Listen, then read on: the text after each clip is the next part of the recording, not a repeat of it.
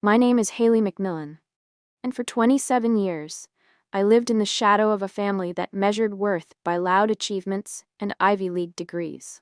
It was a humid Sunday evening in late July, the kind where the air feels like a damp wool blanket. My parents' dining room was staged to perfection, smelling of roasted chicken and the expensive lavender polish my mother used on the mahogany table. I had spent 6 hours in my cramped apartment kitchen preparing my signature baked lasagna. I had hand-rolled the pasta, simmered the bolognese for half a day, and sourced fresh basil from the local market.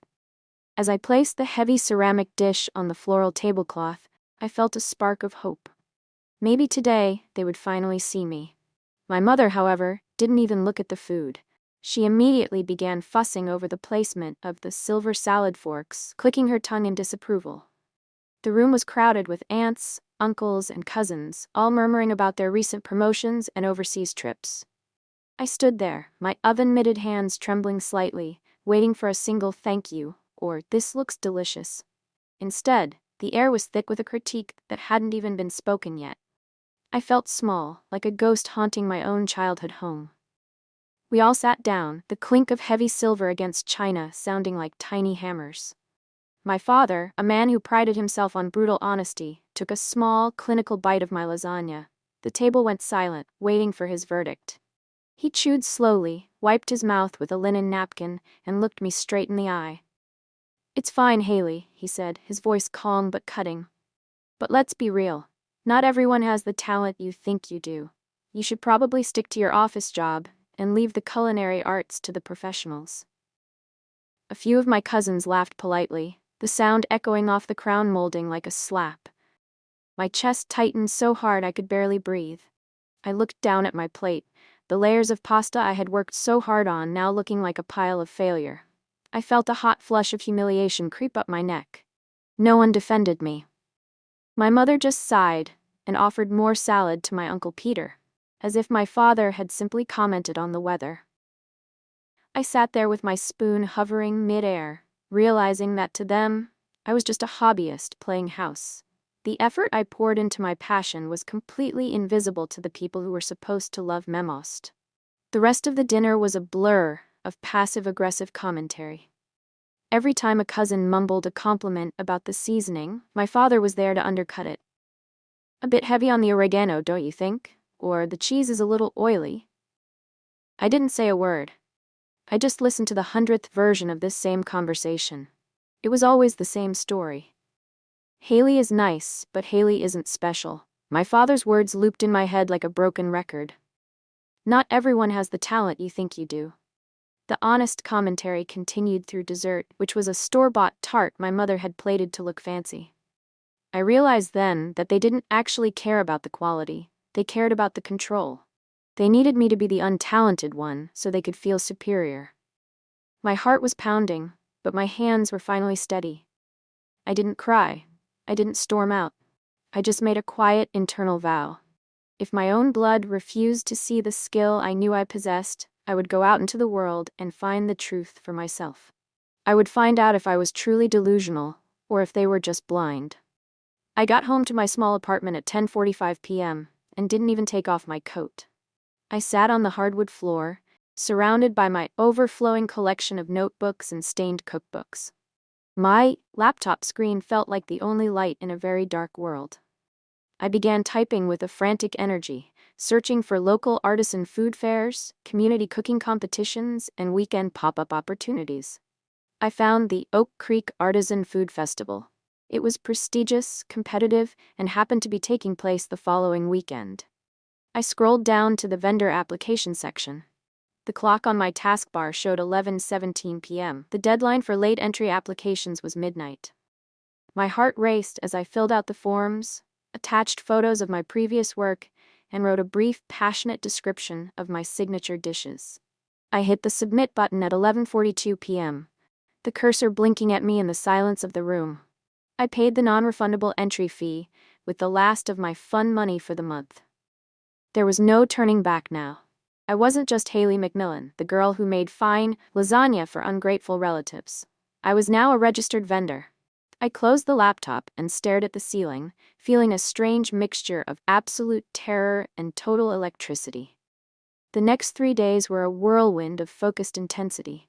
I turned my tiny kitchen into a professional-grade laboratory. I spent hours testing the hydration of my pasta dough, adjusting the salt levels in my marinara by the milligram, and calculating exactly how many portions I could produce in a 4-hour window. I sourced San Marzano tomatoes from a specialty importer and found a local farm that sold handmade mozzarella. My apartment smelled of roasted garlic, sweet tomato, and warm, crusty bread. It was a beautiful, overwhelming scent that seemed to seep into the very walls. My phone buzzed constantly with texts from friends asking to grab drinks, or from my mother asking if I'd gotten over my little pout from Sunday. I didn't respond to any of them. My focus was absolute. I designed my own minimalist packaging using brown craft paper and hand-stamped labels that read Macmillan's Table. I was meticulous. I wasn't just making food, I was designing an experience. Every time I felt my energy flag, I remembered my father's dismissive smirk at the dinner table. It was the fuel I needed to keep kneading dough until my wrists ached and my eyes burned with exhaustion. Saturday morning arrived with a crisp, clear sky. I arrived at the Oak Creek Fairgrounds at 6 a.m., my car loaded with insulated heaters and crates of supplies. My stall was nestled between a veteran barbecue king and a high-end pastry chef. My neighbors were friendly enough, but I could see the skepticism in their eyes when they saw how young I was and how simple my setup looked. I felt like an imposter for a moment, standing there in my clean white apron. As the gates opened and the first few customers began to trickle in, I felt a wave of nausea. People glanced at my sign, hesitated at the sight of Artisan lasagna on a hot day, and moved on to the lemonade stands or the taco trucks. I began to worry. Maybe my father was right. Maybe I was just a girl with a hobby who had wasted her rent money on a pipe dream. I adjusted my display for the 10th time, my hands shaking as I straightened the stacks of napkins. The sun climbed higher, and for the first hour, I didn't make a single sale. I stood there, a smile plastered on my face, feeling the familiar weight of being invisible. Around 11:30 a.m., a woman in a sun hat stopped at my stall. She studied the menu carefully, her eyes darting between me and the steaming trays. "I'll try the classic beef and bechamel," she said. I served her a square of lasagna, the cheese perfectly browned and the layers distinct and beautiful. She took a plastic fork, sat at a nearby bench, and took a bite. I held my breath, watching her. She paused mid-chew, her eyes widening. Then, very slowly, she nodded to herself. She finished the entire portion in minutes, walked back to my stall, and looked me in the eye. "Someone really cared when they made this," she said softly. "It's the best thing I've eaten in years." She left a $5 tip in my jar and immediately pulled out her phone to call a friend.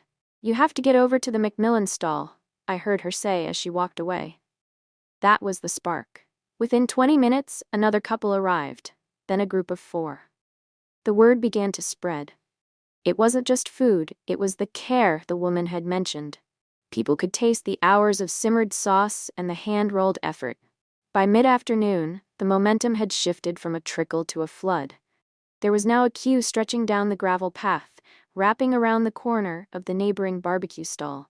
I was working in a blur of motion, plating, garnishing, and thanking customers. I could hear the clicks of phone cameras and see people tagging my stall on social media. One teenager showed me her screen. A photo of my lasagna was already racking up hundreds of likes on a local foodie account. I was exhausted. My back was screaming, and I was covered in a light dusting of flour, but I couldn't stop smiling. This wasn't the polite, forced praise of a family member trying to be nice.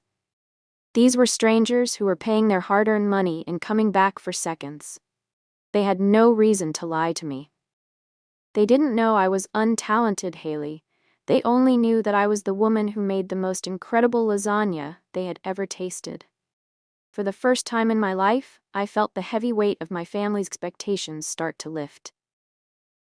I realized that my value wasn't a fixed point determined by my father. It was something I created. The first major twist happened at 2 p.m. A woman carrying a professional camera and a small leather notebook approached the counter. I recognized her immediately from her profile picture on the City Spoon, a local but highly influential food blog. She was known for being incredibly hard to please and notoriously skeptical of artisan trends. My heart hammered against my ribs, but I forced myself to remain steady.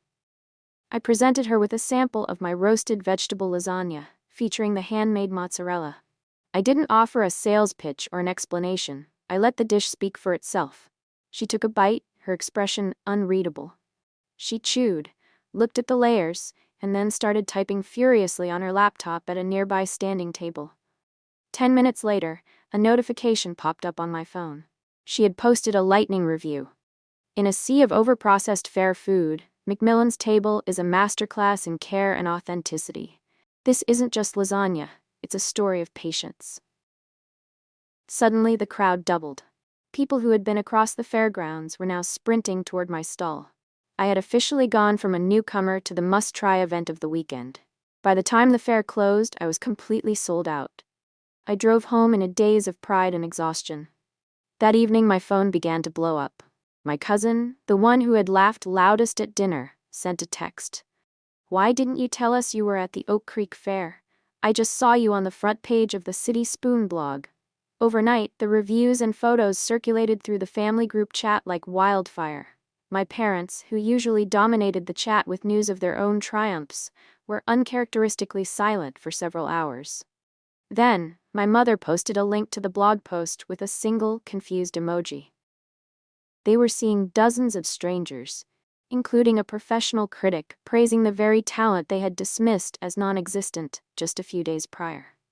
I watched the messages pour in, watching their usual smug commentary falter and fail. They couldn't call it too much oregano when a professional critic called it perfectly balanced. For the first time, I didn't feel the need to reply or explain myself. I just put my phone on Do Not Disturb and slept the most peaceful sleep of my adult life. The next Sunday arrived, and with it, the inevitable invitation to the weekly family dinner. This time, the atmosphere was markedly different. There was an awkward tension in the air as I walked through the door. My mother, usually the first to critic-check my outfit or my hair, was hovering by the stove. She looked at me, then at my empty hands, and finally asked, "Are you bringing anything this time? I thought maybe you'd bring some of that fair food." I looked at her, kept my expression perfectly neutral, and replied calmly, "No."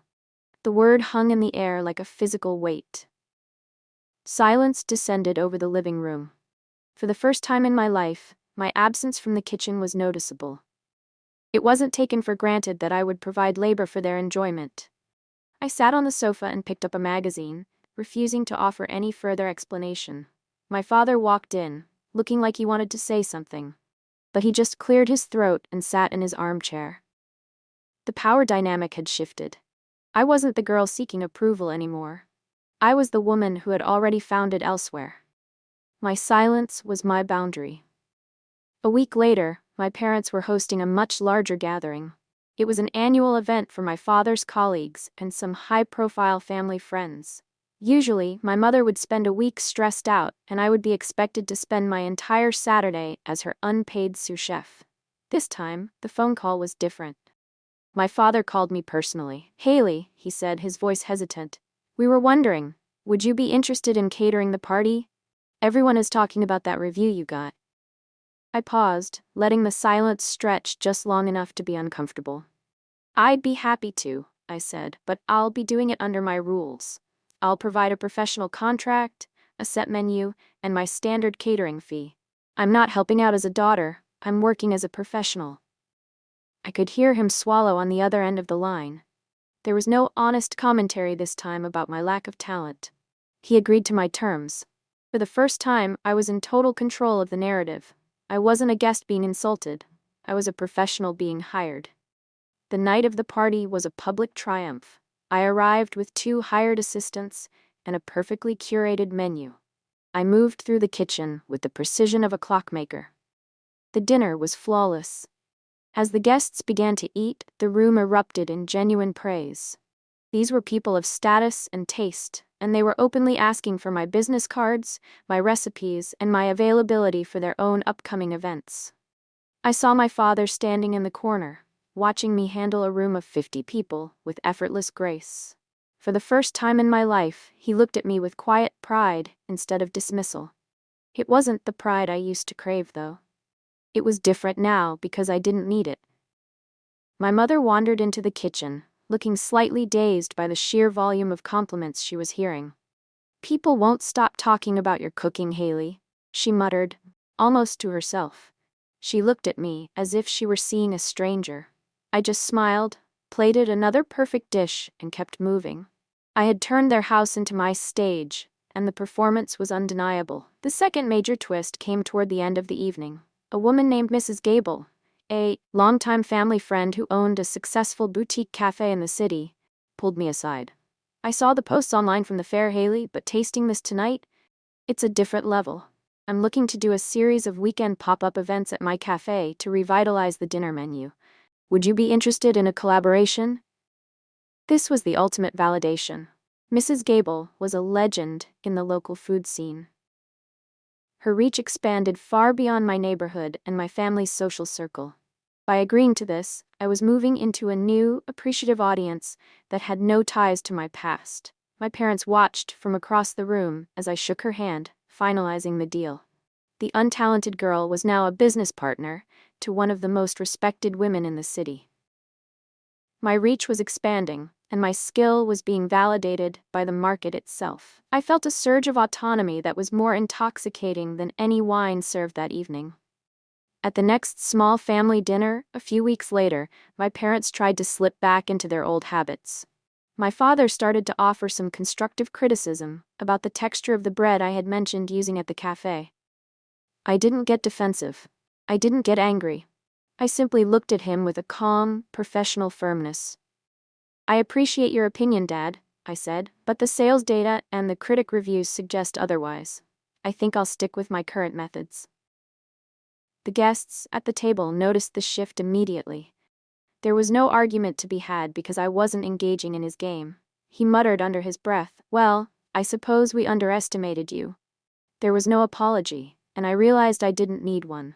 An apology wouldn't change the past, but my success was changing the future. I was no longer a child trying to prove herself to a jury that had already decided she was guilty. I was the judge of my own life now.